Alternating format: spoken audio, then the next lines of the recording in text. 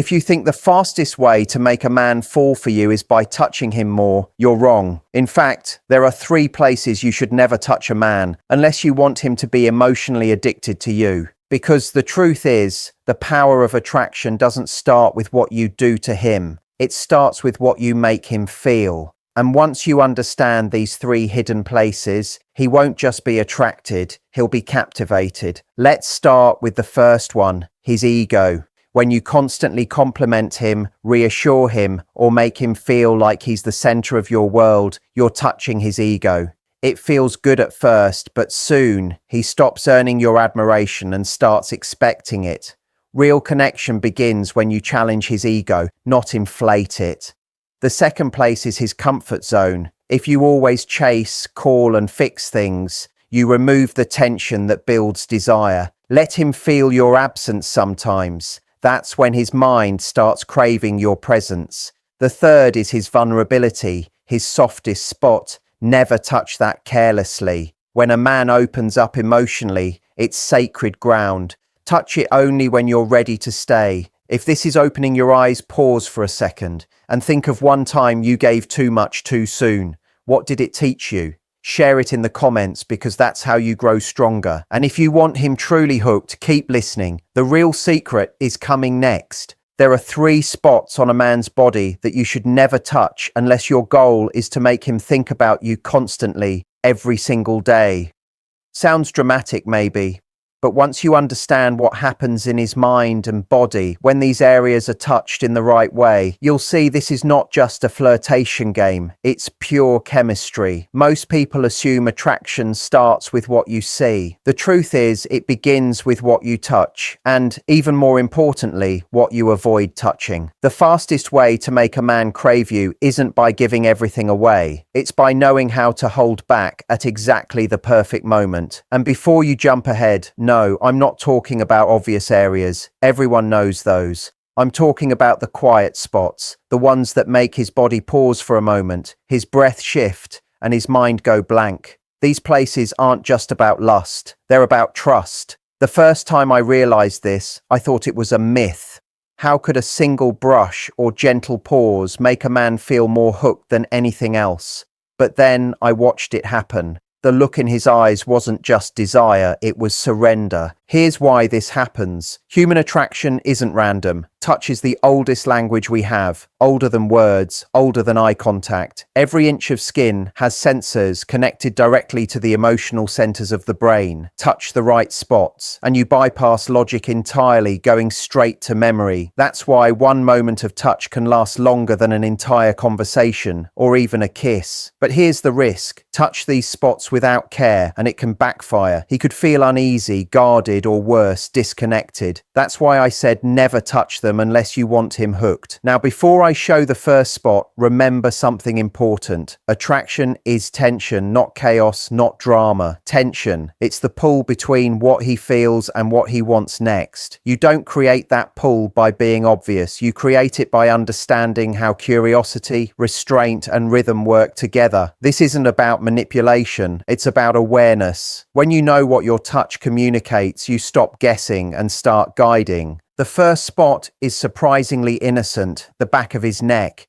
You might think it's just a neutral area, but it's one of the most ancient erogenous zones, linked to both dominance and vulnerability. Biologically, when someone touches the back of our neck, it triggers a primal reaction, a mix of alertness and surrender. For a man, that's a paradox he can't ignore. A light touch there, timed perfectly, can turn his confidence into softness in seconds. But the secret isn't pressure, it's the pause.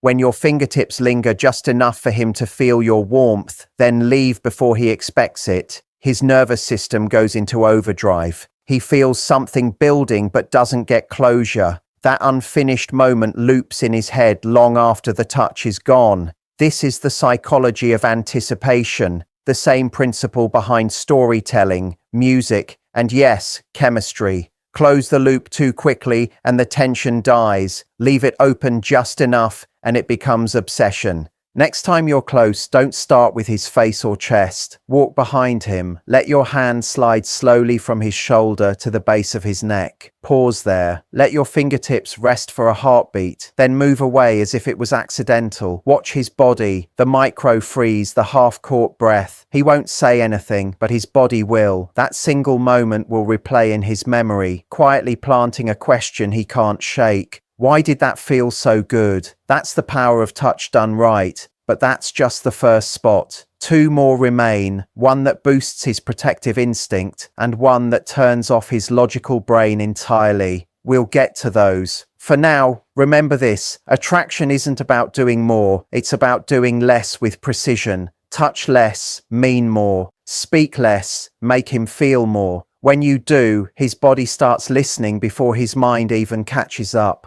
The second place you should never touch a man unless you want him completely hooked is his lower back. Not the spine itself, not the obvious curves, but that small stretch of skin right above the waistband, where his body naturally warms under clothes. That area is full of sensory nerves that detect temperature and subtle movement, which is why even the lightest touch there can make him flinch or inhale sharply. The lower back sits at the crossroads of safety and surrender. It's where the body signals trust. When someone lets another person get that close, defenses drop. That's why this spot is powerful. It's not just about sensation, it's about permission.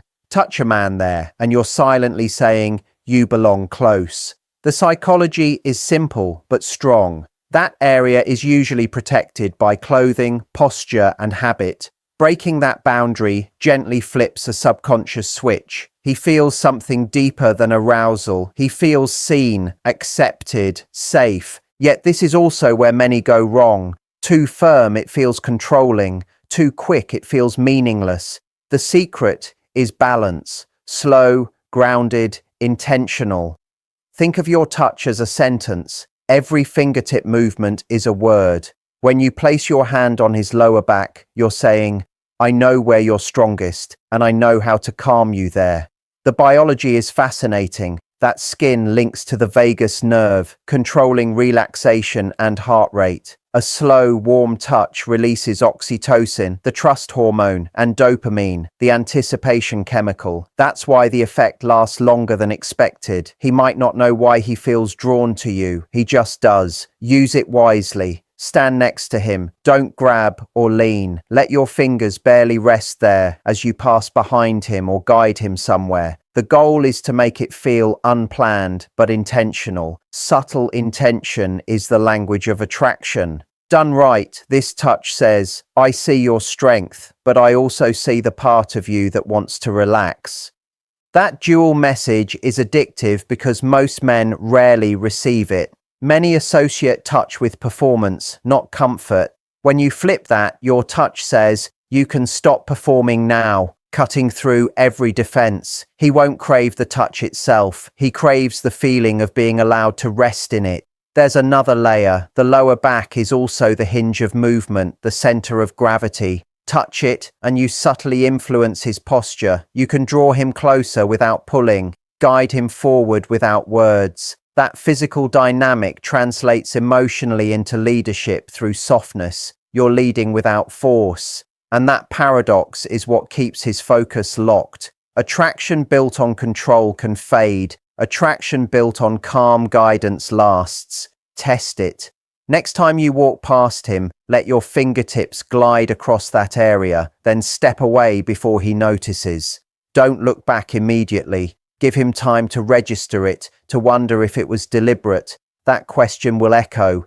His brain will replay it, not because of lust, but because the touch created a gap, an unanswered message. This is called the unfinished cue effect. The mind hates open loops. It wants closure. When you leave a touch unresolved, he unconsciously looks for it again to complete the feeling. This is the same principle that makes people addicted to cliffhangers, songs that fade out mid-note, or stories that never fully finish. In physical chemistry, the same rule applies. What's left undone becomes unforgettable. But here's the warning. This isn't a trick to manipulate him. It's a reminder to respect the line between interest and intrusion. The key is reading his response. Does he lean into the touch? Does his breathing deepen? If so, his body is saying yes. If he stiffens or pulls away, step back. Awareness is what separates connection from confusion. When you use this spot correctly, it's not about dominance or seduction, it's about harmony. His nervous system begins to mirror yours, matching your rhythm, your calm, your pace.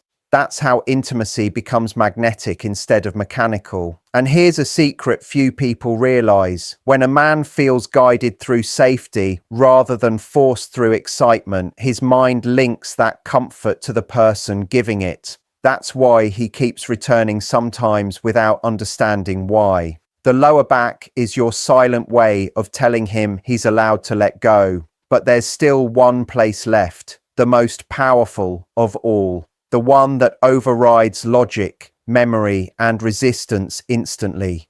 It's not where most think, and it's not something you can fake. It's where every addictive touch starts and ends. The third place you should never touch a man unless you want him hooked isn't a physical spot at all. It's the space between his mind and body, the invisible connection that forms when you touch him while staying fully present. Most people think attraction is all about technique. The truth is, a man's deepest attachment comes from emotional alignment. When you touch him, but your mind is elsewhere, your energy feels scattered, distant, and he senses it immediately. When you touch him while fully focused, breathing with him, noticing the small changes in his expression and the way his muscles respond, his nervous system mirrors yours. That's what makes the moment unforgettable. It's not what you do, it's how aware you are when you do it. Neuroscience calls this limbic resonance, a state where two people's emotional systems sync like instruments tuned to the same note. For him, it feels like connection. For you, it feels like influence. The paradox is, he can't explain why it feels so intense. He only knows that when you touch him, it feels different from anyone else. This is where attachment begins, not in his skin, but in his memory. His brain starts linking you with a specific emotional state. Calm, intense, safe, mixed with desire. Every time he experiences that combination, he thinks of you. That's why the most irresistible touches are paired with emotional presence. A distracted touch is forgettable. A conscious touch rewires memory. Here's how to activate it. When you're near him, take a quiet breath before you move. Let your thoughts settle until you can feel your heartbeat. Then touch him. It can be anywhere, the neck, the back, the arm. But when your body is aligned with your focus, it changes the energy of the moment. He'll feel it even if he doesn't fully understand why. The air thickens, his breathing adjusts, and time seems to slow. This isn't magic. It's biology. The brain picks up tiny signals of attention and intention. When you give both, he experiences magnetism. It's the same energy artists feel when immersed in their work or athletes feel in a flow state. Here, the art is touch, and the canvas is his awareness. You're no longer just touching him. You become the environment he senses internally. That's why he can't stop thinking about it later. His body remembers before his mind catches up. But you must be careful. The power of presence can create dependency if misused. You don't use it to control, you use it to deepen authenticity. You're not giving him attachment to manipulate, you're showing what real attention feels like. In a world full of distraction, that kind of focus is rare and unforgettable. When he feels it, he doesn't crave the physical touch, he craves the peace it brings. That's why this third place is so powerful. It's not a body part, it's a state of mind. When you master it, you can guide any moment without words. You can silence noise without speaking. Think about how most people interact, rushed, mechanical, half present. Now imagine the opposite, slow, deliberate, fully tuned in. The energy changes completely. You're not trying to please him. You're leading him into calmness that feels like desire. The difference between need and connection is focus. Touching without awareness gives pleasure. Touching with awareness gives imprint. He begins associating you with a feeling he can't find anywhere else. That's the real secret of attachment. It's not the body that becomes hooked. It's the brain seeking a rare experience. How do you apply it? Next time you reach for him, even something as small as adjusting his shirt or brushing lint from his collar, slow down. Notice where you touch. Feel the fabric, the warmth of his skin. Don't rush. When your movement carries intention, it transmits certainty. Certainty feels like confidence. Confidence mixed with gentleness feels like gravity. That draws him in. Presence turns you from a participant into the center of the moment. Every man wants to feel desired, but few feel truly seen. When your awareness becomes the touch, you give him both. Once a man experiences that kind of connection, he doesn't want to lose it. It's no longer lust, it's imprint. That imprint keeps him returning, searching for the calm, rhythm, and unspoken understanding that happens when someone touches not just his skin, but his entire sense of being. That's the final, most powerful place. Once you reach it, every touch that follows feels inevitable. Now you know the 3 places you should never touch a man unless you want him hooked: the back of his neck, the lower back, and the space between his mind and body. When these 3 align, something subtle but intense happens. You stop being someone who touches his body and become someone who guides his chemistry. Each point activates a different layer of him: instinct, trust, and emotional alignment. Together, they form what psychologists call a bonding loop, a cycle where pleasure and attachment reinforce each other. It's the same mechanism that makes a song replay in your head or a scent remind you of someone unforgettable. But unlike songs or smells, this loop is built through living touch, making it far more intense and far harder to forget. Here's how it plays out in real time. When your fingertips brush the back of his neck, his primitive brain lights up with alertness and curiosity. He feels a spike of awareness, the kind that wakes every nerve along his spine. Then, when your hand moves lower to his back, the signal travels inward toward comfort. His muscles relax, his breathing evens out, and his body says, "I trust this." Finally, when your presence wraps around the touch, your breath steady, your focus absolute, his nervous system can't tell where his body ends and yours begins. That moment is the real addiction, the feeling of unity. It's what every human secretly craves beneath all the noise of attraction. What makes this so rare is how little it depends on words. You could say nothing and still make him feel more seen than hours of conversation ever could. The reason is that conscious touch becomes language. Every motion, pause, or tiny adjustment communicates something that bypasses logic. Most people communicate with words to be understood. You're communicating with touch to be felt. The deeper irony is that the less effort you put in, the stronger it becomes. When you stop trying to impress or prove and simply tune in, your energy steadies. That steadiness translates to control, and control under calmness feels irresistible. Men, even confident ones, rarely experience moments where they can fully relax without losing face. When you create that space, his mind links it to you. You become the calm in his system, the eye of his internal storm. That's what keeps him thinking about you long after. It's not what you did, it's the emotional state you put him in. This is where presence turns into influence. The longer he feels grounded with you, the more he unconsciously seeks that grounding. Again, the addiction isn't just to pleasure, it's to peace. That's the paradox no one talks about. The most powerful seduction isn't chaos, it's calm. The secret isn't intensity, it's intentionality. When you know how to slow down, guide, and breathe, you become the rhythm he didn't know he needed. The best part is you don't need to exaggerate or play games. You only need to notice the tiniest shifts, his breathing, the flicker of his eyes, the way his shoulders drop when he exhales. These are all feedback loops. The more you observe them, the more in sync you become, until he starts responding to your energy without realizing why. That's the real mastery of connection. Not words, not rules, but awareness. When you combine awareness with restraint, you create suspense. And suspense is where all addiction begins, because the human brain is wired to chase what it cannot fully predict. When you give him a taste of connection, then step back, his mind fills the gap.